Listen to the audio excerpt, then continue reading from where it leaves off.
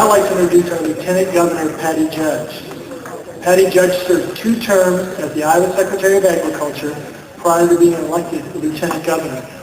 She is a lifelong resident of southern Iowa and understands what it takes to fight the tough battle, and as your Lieutenant Governor, she continues to stand up and fight for a brighter future for all Iowans.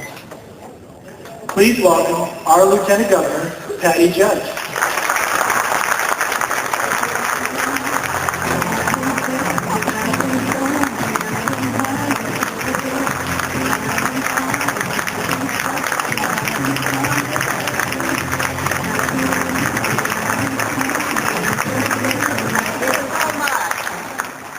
Well, great. It's great to be here with you this evening. Scott, thank you for that introduction. And let me say, I'm sure you'll hear more than once tonight, but it's deserved. We are very, very proud of the work you're doing for us as the chairman of the Iowa Democratic Party. Thank you, Scott. Now, under Scott's leadership, the party has grown. It's bigger, it's better, and it's stronger than it's ever been. And you know that isn't always easy. And I know his job has not been a simple one. The last year with a dozen or so senators and governors traveling around the state, coming to visit us, and at any given point dropping in hopes of becoming the next president of the United States. But Scott and the entire staff at the Iowa Democratic Party have done a great job at serving as host to all of those folks, and that work shows on nights like this. So to all of you, to all of the staff, thank you very much for what you've done.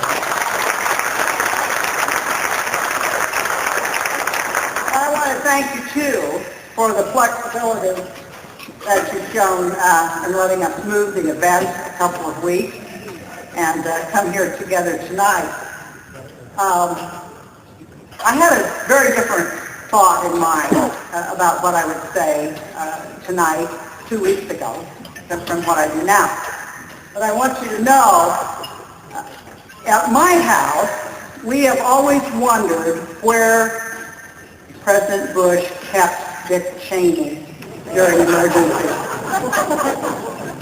And I think I now know, I have an idea where he might be, because for the last couple of weeks I have been deep underground in the state's emergency operations center. So I have a feeling maybe that's where Mr. Cheney is kept to, I don't know.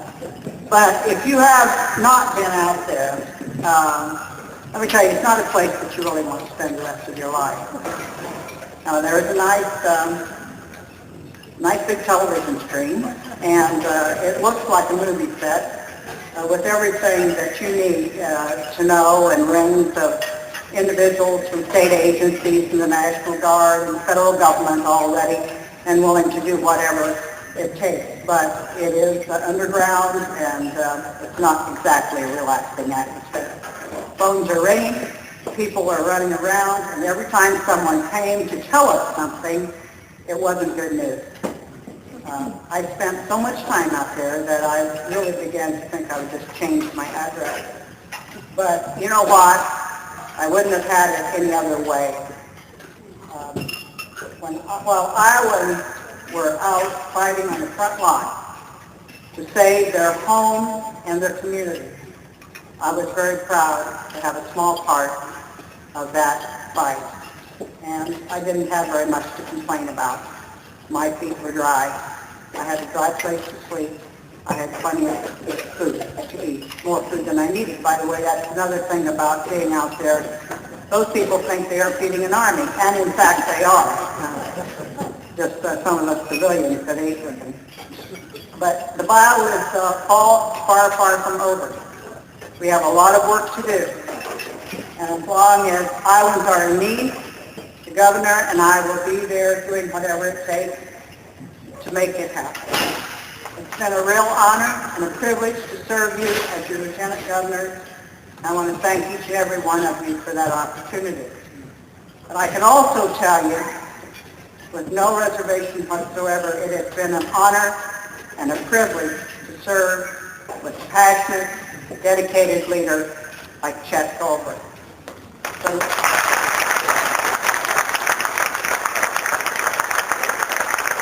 from the moment we took office, he's always put the interests of Iowans above his own.